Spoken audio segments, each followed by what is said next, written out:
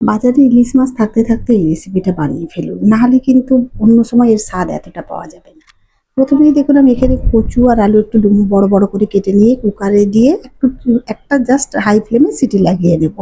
তারপর এদিকে একটা মশলা তৈরি করে নেব, যেমন বেসিক মশলা দিয়ে এখানে হলুদের গুঁড়ো, লঙ্কা গুঁড়ো, ঝালটা আপনারা আপনাদের মতো দেবেন, ১ চামচের মতো জিরে গুঁড়ো, স্বাদ মতো লবণ দিয়ে অল্প একটু জল দিয়ে এটাকে গুলিয়ে রেখে দেবো। খুবই সিম্পল রেসিপি, কিন্তু খেতে দুর্দান্ত স্বাদের হয়। গ্যাসে একটা কড়া বসিয়ে ২ চামচের মতো তেল দিয়ে এখানে দেখুন ইলিশ মাছের মাথাগুলো নুন হলুদ দিয়ে মাখিয়ে রেখেছিলাম। আর তার তেলটাও ছিল, আমি তেলের মধ্যে ভালো করে ইলিশ মাছের মাথা আর তেলটা ভেজে নেব। ইলিশ মাছটা খুব টাটকা ছিল আর খুব সুন্দর গন্ধও আছে। আর একটা তো এরকম তেলে দিলে তার মধ্যে থেকে কোনো গন্ধেও পাওয়া যায় না।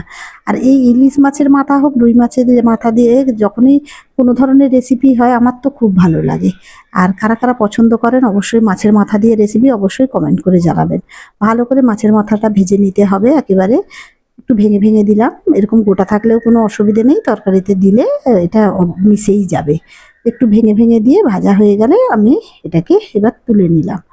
খুবই প্রত্যেকটা বাড়িতেই এই রেসিপিটা হয়ে থাকে, কিন্তু এই বর্ষাতেই এর মজা আলাদা। আমি আরও ১ বড় চামচের সর্ষের তেল দিয়ে দিলাম, তারপর তেজপাতা শুকনো লঙ্কা দিলাম। তেজপাতা শুকনো লঙ্কাটা দেওয়ার পরে এতে আমি দেখুন ১/২ চামচের মতো জিরে দিয়ে দিলাম। আপনারা এখানে ৫ ফোড়নও ইউজ করতে পারেন। এরপর যে মশলাটা গুলিয়ে রেখেছিলাম দিয়ে দিলাম। গ্যাসের ফ্লেমটা কিন্তু এই পর্যায়ে স্লো করে দিতে হবে। মশলাটা একটু ভালো করে এরকম নেড়েচেড়ে ভেজে নেব। দেওয়ার পরে আমি দেখুন কিছুটা পালং শাক, একেবারে ফ্রেশ পালং শাক দিয়ে দিলাম। আমি এটা পালং শাক দিয়েই করব। কচু আর পালং শাক আলু দিয়ে দুর্দান্ত লাগে আর খেতেও খুব ভালো লাগে। যারা পছন্দ করে তারা জানে এর স্বাদ কি। ঢাকা দিয়ে ৩ থেকে ৪ মিনিটের মতো হতে দিলাম। এই পালং শাকগুলো আমার জানালাতে হয়েছিল। আমি জানালাতে একটা ছোট্ট টবের মধ্যেই পালং শাকগুলো লাগিয়েছিলাম। একেবারে ফ্রেশ। কোনো রকম সারও ইউজ করিনি, চায়ের পাতা, সবজি এইসব দিয়েই, সবজির খোলা দিয়ে। তারপর দেখুন কচু আর আলু ডুমো ডুমো করে যেটা সেদ্ধ করে রেখেছিলাম দেখুন গলে যায়নি। আমি জাস্ট হাই ফ্লেমে একটা সিটি মেরে নিয়েছি। এবার দেখুন সব কিছু দিয়ে ভালো করে কষিয়ে নিলাম। এরপর মাছের মাথাটা দিয়ে দিলাম। বেসিক মশলা দিয়েই বানাবো, খুবই সিম্পলভাবে। যেহেতু ইলিশ মাছের মাথা যদি থাকে তাহলে অতিরিক্ত মশলারও দরকার হয় না, এক গাদা গরম মশলারও প্রয়োজন হয় না। ঢাকা দিয়ে আবার ৩ থেকে ৪ মিনিট হতে দেবো, যাতে সব কিছু একসঙ্গে ভালো করে মিশে যায়। আর ইলিশ মাছের এই গন্ধের জন্য এর যে কোনো রান্নাই সিম্পলই ভালো লাগে। সব কিছু ভালো করে মিশিয়ে আমি এখানে কয়েকটা কাঁচা লঙ্কা দিয়ে দিলাম। ঝালটা আপনারা আপনাদের মতো দেবেন। একটু ঝালঝালি বেশি ভালো লাগে। তারপর ভালো করে মিশিয়ে নিয়ে আর কিছু না, গ্যাসের ফ্লেমটা স্লো করে এর মধ্যে এখন আমি জল দিয়ে দেবো।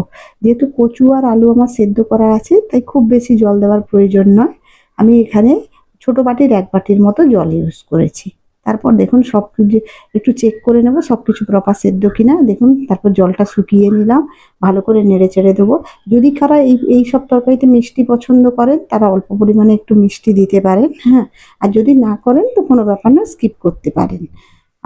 দেখুন সবকিছু গ্যাসের ফ্লেমটা একটু বাড়িয়ে দিয়ে পুরো জলটা আমি শুকিয়ে নিলাম। খুবই সুন্দর হয়েছে, দুর্দান্ত লাগে।